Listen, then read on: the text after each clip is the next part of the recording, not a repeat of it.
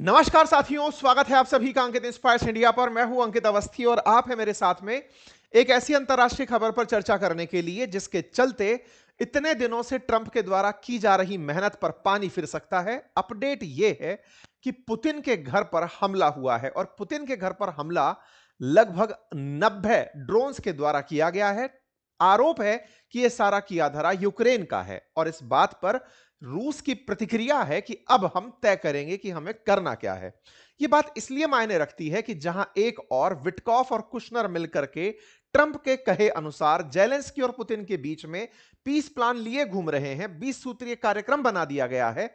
उसके बीच में अचानक जेलेंस्की के द्वारा पुतिन के घर पर हुआ यह हमला, जिसका वैश्विक कंडेमेशन हो रहा है। भारत के प्रधानमंत्री के द्वारा भी जिस पर प्रतिक्रिया दी गई है, विश्व के द्वारा जिस पर प्रतिक्रियाएं आ रही हैं, देखने वाली बात यह है कि पुतिन के घर को निशाना बनाकर जेलेंस्की शांति वार्ता से दूर हटना चाहते हैं या फिर वो चाहते ही नहीं हैं कि कभी यूक्रेन का मसला सिद्ध हो, सॉल्व हो, या फिर पुतिन इस मामले में झूठ बोल रहे हैं जैसा कि जेलेंस्की का कहना है। उनका मानना है कि पुतिन हम पर हमला करने का बहाना ढूंढ रहे हैं। आज के सेशन में इन सभी बातों पर चर्चा होगी। चलिए शुरू करते हैं, बताते हैं हेडलाइंस के माध्यम से कि कैसे लिखा जा रहा है कि शांति की उम्मीदें डेंटेड हो गई हैं रशिया पर हुए इस हमले से, क्योंकि रूसी लोग इस बात से बेहद खफा हैं।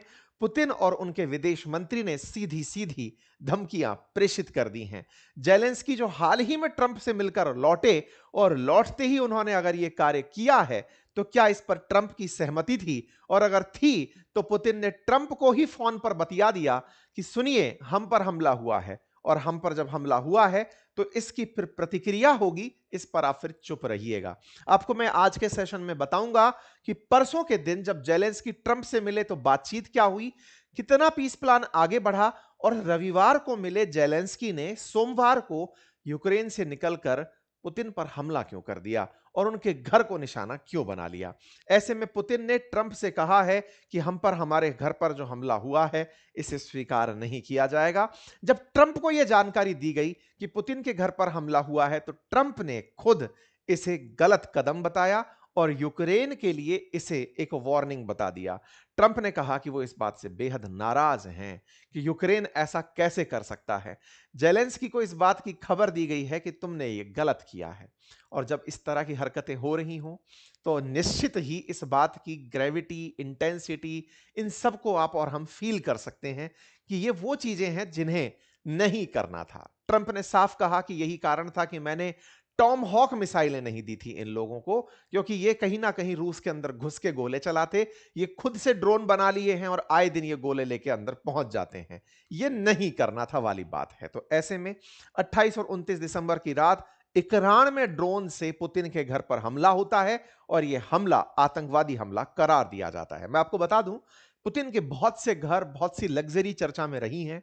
लगभग 1.4 बिलियन डॉलर का उनका मेंशन बताया जाता है, 700 कारों का काफिला, 58 एयरक्राफ्ट, ये तमाम वो खबरें हैं जो सुर्खियों में बनी रहती हैं। उनके कई घरों में दो चर्चित घर हैं।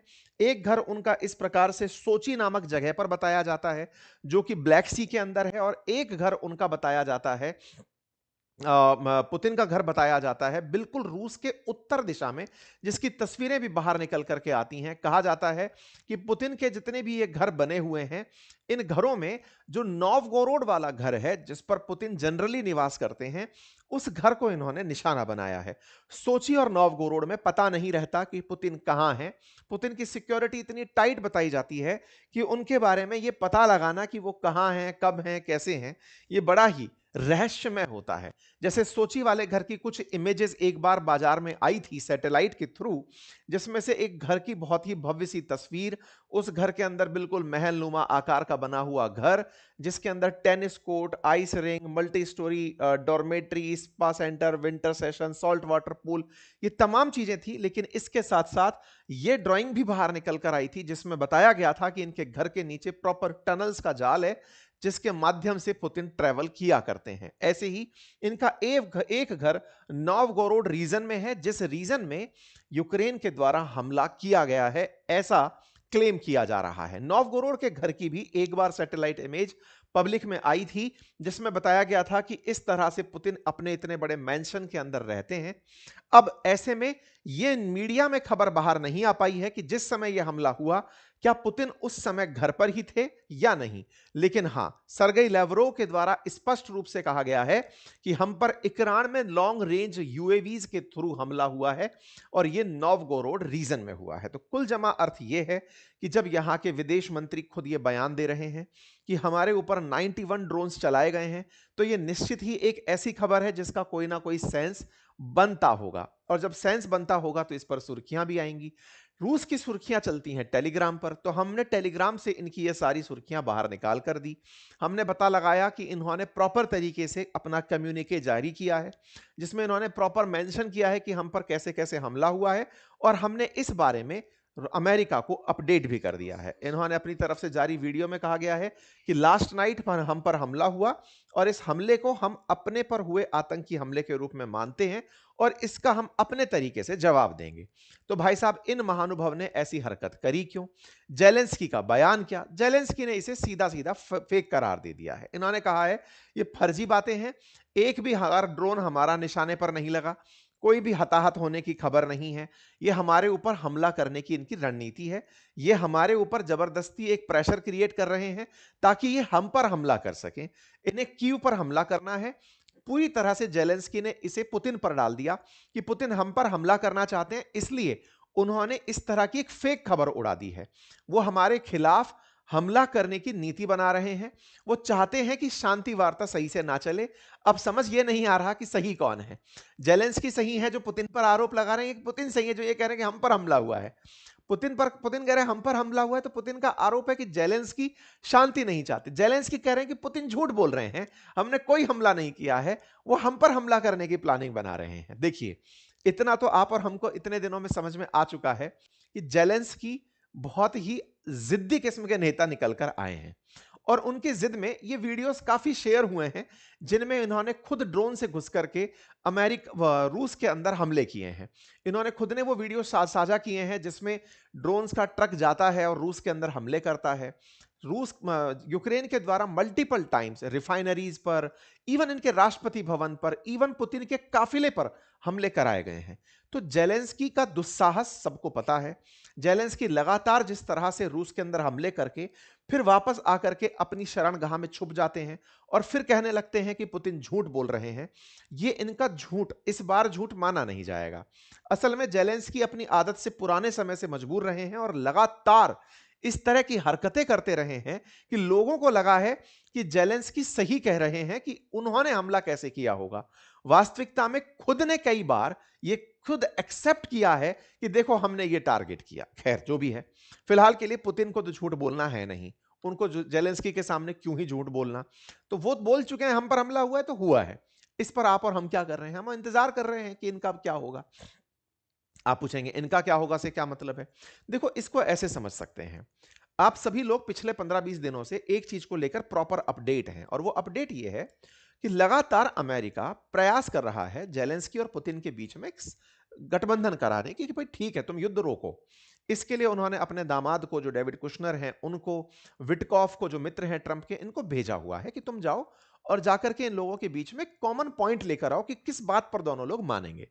इसको लेकर अमेरिका निरंतर प्रयास कर रहा है। ट्रंप की इस बात पर सराहना होनी चाहिए कि उन्होंने वाकई में कई कदम आगे जाकर के दोनों लोगों से कई विषयों पर बातचीत करके चीजों को सेटल कराने का प्रयास किया है। ठीक है साहब, ये सारे प्रयास के बीच में जेलेंस्की अमेरिका के द्वारा जो प्रस्तावित मुद्दे हैं, उन प्रस्तावित मुद्दों पर मानते हुए दिखाई कम पड़ते हैं। क्यों? क्योंकि ट्रंप जो भी प्रपोज कर रहे हैं, मैं दिखाऊंगा कि प्रपोजल क्या है, क्योंकि इन्होंने अखबार में छपवा दिया है उस प्रपोजल को। इन्होंने जनता को उकसा दिया है एक तरीके से कि अमेरिका हमसे यह चाहता है। तो ऐसे में अमेरिका जो चाह रहा है वो थोड़ा सा रूस के पक्ष में ज्यादा है। जैसे मैं कुछ बिंदु आपको बताऊं, तो जिन क्षेत्रों में यूक्रेन पर कब्जा किया हुआ है ना रूस ने, अमेरिका कह रहा है कि वहां का कब्जा अब रूस के पास ही रहने दो, लेकिन रूस से कुछ क्षेत्र हम आपके लिए खाली करवा देंगे। जेलेंस्की ये नहीं चाहते कि यूक्रेन का जो हिस्सा रूस के कब्जे में है वो उनके कब्जे में बना रहे। वो चाहते हैं कि वो क्षेत्र भी खाली हो। रूस इस बात को लेकर उल्टा चलता है। वो कहता है 3-4 साल से युद्ध के नाम पर घास थोड़ी छील रहे हैं कि इतना नुकसान होने के बाद में पीछे हट जाएं। हम वो कर नहीं सकते। अगर पीछे हट गए तो हमारी बेइज्जती हो जाएगी। तो अब ये ईगो कलेश हो गया है। तो ऐसे में रूस पीछे हट नहीं सकता और जेलेंस्की जिद मानकर ये चल रहे हैं कि साहब हम इतने दिन से जो मर रहे हैं और फाइनली अगर हम समझौता करते हैं तो ये तो हारने जैसा समझौता हो जाएगा। तो हमारे हाथ में फाइनली क्या मिला? तो जेलेंस्की पीस प्लान को लेकर के कई बार समर्थन दिखाते तो दिखते हैं। जैसे ताजा ताजा उन्होंने नाटो की जिद छोड़ दी। उन्होंने कहा कि मैं नाटो की जिद छोड़ रहा हूं, नाटो में नहीं जाऊंगा, लेकिन मुझे नाटो का जो आर्टिकल 5 है जिसमें यह कहा गया है कि अगर एक पर हमला होगा तो सब पर हमला माना जाएगा, वैसी कोई सिक्योरिटी गारंटी चाहिए अमेरिका से और यूरोपियन देशों से, तब जाकर के मैं मानूंगा। मुझे यूरोपियन यूनियन में एंट्री दोगे तब जाकर मैं मानूंगा। तो जेलेंस्की अपनी हट से, अपनी जो इतने दिन की जिद है उससे कुछ ना कुछ मनवाने में लगे हुए हैं। लेकिन उसके बावजूद भी वो जगह जिसको रूस कब्जा कर चुका है उसे वहां से वो नहीं छुड़वा पा रहे। ऐसे में जेलेंस्की ने ये स्ट्रेटजी रची कि शांति वार्ता को डीरेल कैसे किया जाए। मैं आपको बता दूं कि ट्रंप के प्लान में ये प्लानिंग भी है कि जैसे ही ये शांति वार्ता संपन्न होती है, दोनों के बीच में एग्रीमेंट होता है, एग्रीमेंट के एग्जीक्यूशन के नेक्स्ट मंथ ही इन्हें इलेक्शन कराना होगा। इलेक्शन यूक्रेन में होगा और जेलेंस्की की सत्ता दांव पर लग सकती है। ऐसे में जेलेंस्की कहीं ना कहीं अपने सत्ता मोह को भी छोड़ते हुए नहीं दिख रहे हैं। उन्हें डर है कि कहीं पीस प्लान एग्जीक्यूट हो गया तो मेरा चुनाव कराना पड़ जाएगा और चुनाव होते ही मेरे को हो सकता है जनता पद से हटा दे कि मेरी जिद ने यहां तक यूक्रेन को पहुंचा दिया है। खैर जो भी है, फिलहाल के लिए जेलेंस्की जिस तरह की बातें कर रहे हैं उससे लगता नहीं है कि वो रूस के साथ शांति वार्ता के पक्ष में है। फिलहाल चीजें बदलने लगी हैं। जैसे 25 दिसंबर क्रिश्चियंस के बीच में काफी मतलब वैसा दिन होता है, रिलीजियस डे होता है।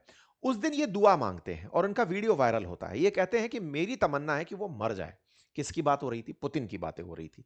We have one wish, Zelensky hope for Putin's death in Christmas address. ये जनता को संबोधित करते हैं और कहते हैं कि मेरा मन है कि पुतिन मर जाए। अब आप एक तरफ तो क्रिसमस के विश में पुतिन के मरने की कामना पब्लिक में कर रहे हैं और उसके 2 दिन बाद ही आप बम बम चला देते हैं। तो आप पर आरोप आएगा क्यों नहीं? फिर आप झूठ झूठ क्यों बोल रहे हैं? आपको डर है कि अब जब मारा जाएगा मुझे पकड़ करके तो फिर मैं दुनिया के सामने किस मुंह से जाऊंगा? तो जेलेंस्की ने पुतिन के खिलाफ इस तरह का बयान दिया। जब यह कहानी घटित हुई तो इस पर फिर वही पुतिन के जो चारों तरफ के लोग हैं वो निकल कर आते हैं कि द स्ट्राइकिंग की bastard is trying to derail the settlement of the conflict, he want war, well now at least he will have to stay in hiding for the rest of his worthless life। कि बेटा अब तुम छुप के रहना, तुम्हें बहुत बुरा मारा जाएगा। ये देमेत्री मेदवेदेव कौन है? आप इनको जान लीजिए, कई बार मैंने पहले भी कहा है। ये रूस के ट्रंप मतलब पुतिन के इस समय के वो सलाहकार हैं जिन्हें अक्सर कहा जाता है कि जो बात पुतिन नहीं बोलते वो ये बोल देते हैं। पहले ये काफी बड़े बड़े पदों पर, प्रधानमंत्री जैसे पदों पर भी रहे हैं। तो इनके बारे में कहा जाता है कि ये कुछ ना कुछ ऐसा जरूर कहेंगे जो पुतिन के पक्ष की बात होगी और रूस की तरफ से बयान देते हैं। तो इन्होंने बयान दिया है, इसका मतलब कहीं ना कहीं चेतावनी की बात है। मतलब पलटवार का वक्त और टारगेट तय है, हमला होगा, रूस अपनी प्रतिष्ठा की रक्षा करेगा। यह बात ट्रंप तक पहुंची। ट्रंप इन दिनों नेतन्याहू के साथ बैठे हुए हैं। नेतन्याहू ट्रंप के पास गए हुए हैं। मैंने आपको पहले भी बताया था नेतन्याहू जा रहे हैं ट्रंप के पास। ये इनके पास थे, पत्रकारों ने पूछ लिया कि सर पता चला क्या कि पुतिन के ऊपर ऐसे ऐसे हमला हो गया? इनने कहा हाँ भाई पता चला, ये तो बहुत गलत हो गया है, ऐसा नहीं होना चाहिए था। I don't like it, it's not good, it is a delicate period of time, it's not the right time to do any of that. अब भाई साहब पुतिन मतलब ट्रंप इस बात पर बोलते हुए कहते हैं कि I was very angry about it. भाई मुझे जब इस बारे में पता चला, मुझे यह बात बिल्कुल पसंद नहीं है कि पुतिन के रेजिडेंस पर कोई हमला कैसे करा सकता है, जबकि ये महाशय एक दिन पहले ही मिलकर आए हैं। अच्छा इंटरेस्टिंग क्या है, आपको मैंने पहले भी बताया था कि कुशनर और विटकॉफ जब बातचीत करने के लिए पहुंचे थे ट्रंप के पास, जेलेंस्की के पास, तो इन्होंने बकायदा प्रॉपर तरीके से यूरोप में बात की, पुतिन से बात की। विटकॉफ और कुशनर दामाद हैं ट्रंप के और विटकॉफ मित्र हैं जो शांति वार्ता करा रहे हैं, जिन्होंने गाजा और इजराइल के बीच शांति वार्ता कराई थी। अब वो लोग इन दोनों के बीच में शांति वार्ता कराने गए हुए हैं। तो इन तमाम बातचीत के बाद में जब पुतिन से वो लोग मिल लिए, फिर जेलेंस्की से यूरोप में उनसे मुलाकात करते हैं, फिर जेलेंस्की को बुलाया जाता है ट्रंप से मिलने के लिए कि आओ आप मिल लो ट्रंप से और जो वो बात बोले वो मान लेना। तो भाई साहब ये परसों वहां जाते हैं और जब ये जाते हैं बकायदा, तो इस बात में ट्रंप इनका वेलकम करते हैं, इनसे बातचीत करते हैं। ट्रंप हालांकि इनको कई बार पहले भी समझा चुके हैं। इन्हीं समझाइश में इन्होंने ताजा ताजा नाटो की जिद भी छोड़ी है, जिस पर हमने 13 दिन पहले ही आपके सामने एक सेशन किया था और हमने कहा था जब नाटो की जिद ही छोड़ दिए तो ये वो जिद थी जिसके चलते माना जा रहा था कि भाई जब जिद ही नहीं बची तो फिर रूस इनको क्यों कूटेगा, क्योंकि अल्टीमेटली जिद के कारण ही तो कि भाई मुझे नाटो में शामिल होना है, इसी कारण तो युद्ध भड़का था। तो इन्होंने जिद छोड़ दी थी। अब जिद छोड़ दी तो जो बची हुई चीजें हैं उन पर बातें हो रही हैं। उन पर बातें करने के लिए ट्रंप ने इन्हें बुलाया। तो ये तस्वीरें हैं जब यूक्रेन के प्रेसिडेंट पहुंचते हैं मारे लागो क्लब में, जो कि फ्लोरिडा के अंदर है, ट्रंप का अपना रिसॉर्ट है। वहां पर इनको बुलाया जाता है, कोई भी सम्मान नहीं दिया जाता, कोई इन्हें रिसीव करने नहीं आता, सीधा इन्हें इनवाइट किया जाता है, ये पहुंचते हैं। ट्रंप लेकिन इनके पहुंचने से पहले पहले ही पुतिन से फोन पर बतिया लेते हैं कि भाई सुनो वो आदमी आ रहा है। 1.5 घंटे उनसे बातचीत करी इन्होंने, लगभग 1 घंटे 15 मिनट के आसपास की पुतिन से बातचीत करी। दोनों के बीच बातचीत हुई कि जेलेंस्की आ रहा है तो उससे क्या बातचीत करनी है मैं पहले ही आपको बता देता हूं। इन बीच की चीजों में बात चल रही है, आपको मैं अपडेट कर रहा हूं, ठीक है। पुतिन ने भी इस बारे में, यानी कि पुतिन की तरफ से जो प्रवक्ता हैं उनकी तरफ से सारी बातें बाहर बता दी गई कि देखो क्रिसमस पर हमारी मतलब ट्रंप की और पुतिन की बढ़िया बातचीत हुई है, दोनों देश प्रॉस्पेरिटी के लिए आगे बढ़े, इस पर बातें हुई हैं और कैसे दोनों देश शांति के लिए आगे बढ़ेंगे, ये सारी बातें हो गई हैं।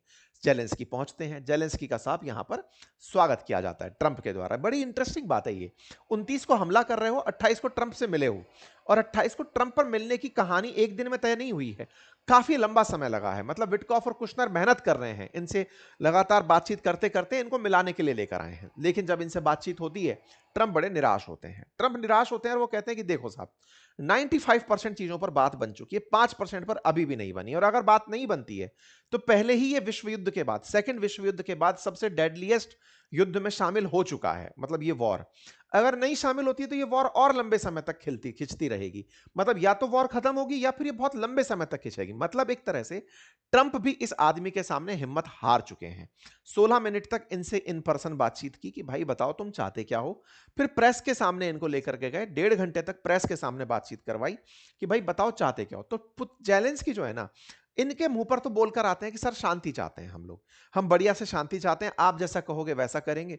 और जैसे ही यहां से मिलकर निकलते हैं ना, यहां से मिलकर निकलते ही तुरंत प्रभाव से यह आदमी दूसरा खेला खेलना शुरू कर देता है। मतलब आप सोचकर देखिए, I am on the side of peace, Trump ने बेचारे ने यह कहकर के इनको बिठाया, समझाया कि देख लो भाई मीटिंग बढ़िया रही, अगर तुम युद्ध को लेकर के शांति रखने को तैयार हो, मैं तुम्हारे साथ जुड़कर के काम करने को तैयार हूं। सब कुछ बातचीत हो गई। यह आदमी यहां पर सब बोलकर चला आता है। ट्रंप बोलते हैं 95% बातों पर हमारी सहमति बन गई है, यूरोपीय देश बाकी सब बातें संभाल लेंगे, कुछ बातें हैं जिनको लेकर के मामला नहीं बना है। ये जो जेलेंस्की है ना, ये ट्रंप से मिलकर घर आते हैं। घर आकर के फिर भर भर के ट्वीट डालना शुरू करते हैं। खेला क्या खेलते हैं, जो इनके सामने 20 सूत्रीय मांग रखा गया, उस 20 सूत्रीय मांग को ये पब्लिक कर देते हैं। पब्लिक करके क्या बोलते हैं कि साहब ये हमारी पॉइंट्स हैं, और इन पॉइंट्स पर कौन से पॉइंट्स हैं कि साहब ये हमारे पॉइंट्स हैं जिन पॉइंट्स पर ट्रंप हमसे बातचीत कर रहे हैं, और इन पॉइंट्स में जनता की मैं राय लेना चाहता हूं कि वो किसके साथ हैं।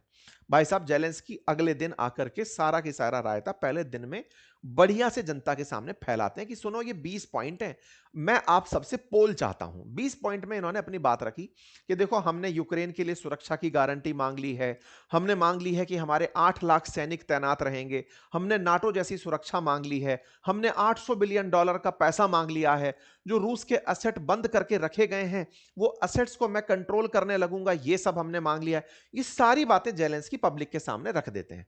इन बातों में एक बात ऐसी, और वो बात जो आपको भी समझ में आएगी शायद, जो जेलेंस्की चाहते हैं कि जनता को पता रहे, वो बात ये कि जैपोरिजिया न्यूक्लियर पावर प्लांट पर नियंत्रण और खाकोव हाइड्रो इलेक्ट्रिक पावर प्लांट की बहाली, एक तो ये, और दूसरा डोनास्क, लुहांस्क, जैपोरिजिया और खैरसान ओब्लास्ट में हस्ताक्षर की तारीख पर सैन्य पोजीशन की लाइन को वास्तविक फ्रंट लाइन के रूप में मान्यता दी जाएगी। ये क्या कहानी है मैं वो आपको बताऊंगा।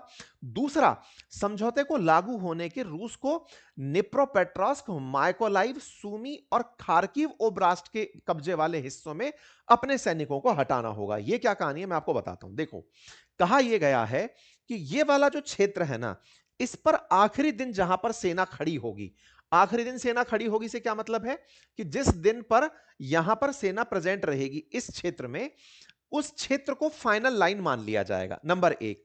दूसरा, ये जो सूमी और खार्किव वाला क्षेत्र है ना, यहां से रूसी सेना को पीछे हटाया जाएगा।